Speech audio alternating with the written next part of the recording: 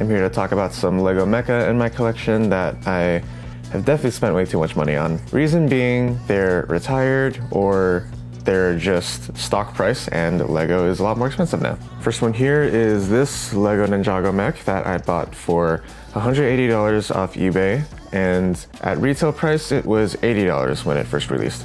So why the hell did I buy it for a little over double its initial price? Well, I really love the design. Now, full disclosure, I really know next to nothing about Ninjago lore. I really just buy the mechs because they're my favorite Ninjago sets. Some of the dragons too, but I'm really in it for the mechs. Yeah, this one I just really love, especially with the wings on its back. Only thing that sucks is that the knees, well, it doesn't have knees, like they don't bend. But I love the shape language. The colors are nice as well. The only thing I don't like about these Ninjago mechs is how the pilot sits. They're straight up exposed. I guess LEGO didn't want to figure out how to engineer the pilot being encased in the mech, or they just want us to see the pilot. If I were a much more overzealous mockist, I would modify all my Ninjago mechs to encase the pilot somehow. I wouldn't do that though. That's a lot of time and a lot of engineering to figure out how that would work.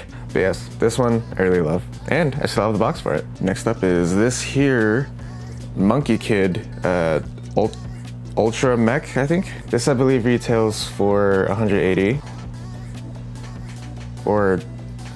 And this one is just really insane. First of all, I love the sort of bruiser body language that this one has. As with a lot of LEGO mechs, there is also an alternate flight vehicle on its back that doubles as the mech's flying apparatus. I love the multiple armor panels all over, the shoulder-mounted cannons, that's classic. And these printed foils as well. You don't see that too often. The only thing I don't like is the staff weapon. This is really unwieldy, especially with how it connects into the hand. It doesn't really. I actually had to modify mine a little so it would stay. It's also, as you can see, a bit too heavy for the mech itself to hold. It's also using mixel joints for the wrist sockets, which, yeah, there you go, which just isn't right. Like, these mixel joints are not made to hold up this much plastic, and neither are these ratchet joints either, apparently. In contrast to the Ninjago mech, this one actually has the pilot completely enclosed, and I think it opens, or yeah, somehow it does. I'm not gonna do it right now. But yes, the silhouette of this mech just feels so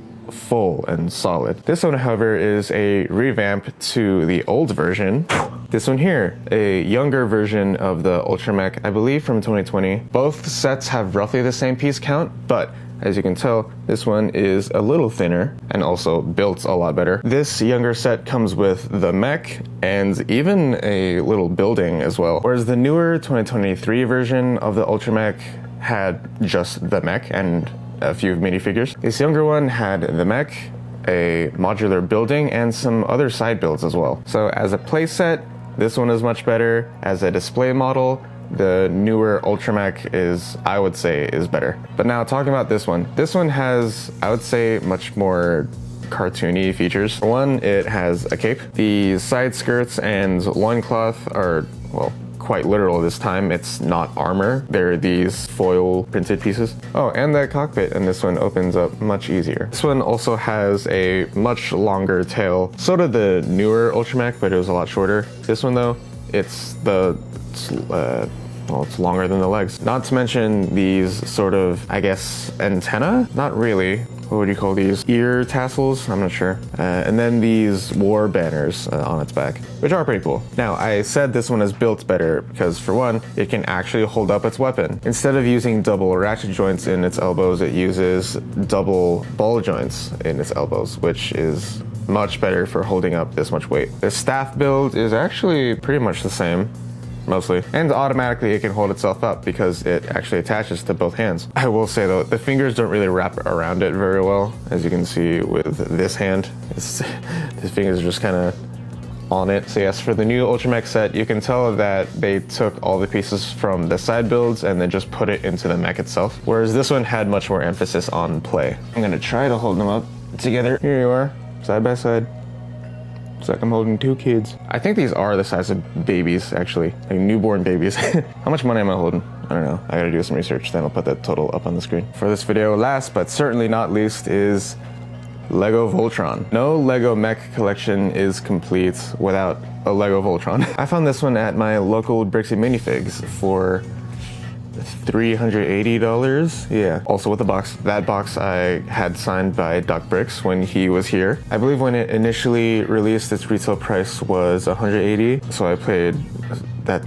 I think that's also double, maybe a little over. Yeah, of course, this one, it transforms just like the real Voltron. Each of the limbs and head and the body, they each separate to make, you know, the individual animals. I don't know too much about Voltron. Apparently on the set's first release, it didn't do too well, and the set got pulled early, which is a real shame because this looks amazing, especially with how the head is designed. I mean, sure, it's not much of a play set, especially once Voltron himself is all put together, but it just looks cool. Like, what kid wouldn't love zooming around with this? This one's definitely a pride and joy for me.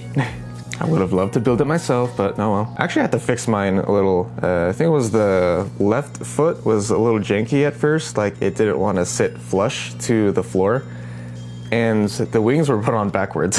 And also, needless to say, it's freaking huge. Like, this is actually the size of a toddler. So yeah, all told, with the 4 mecha I talked about today, here's the total.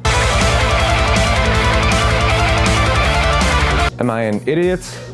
Or am I an idiot? I mean, what can I say? I love Lego and I love mecha. Thanks for hearing me talk about my financial mistakes, and I'll see you next time. Man, I gotta put all this back now.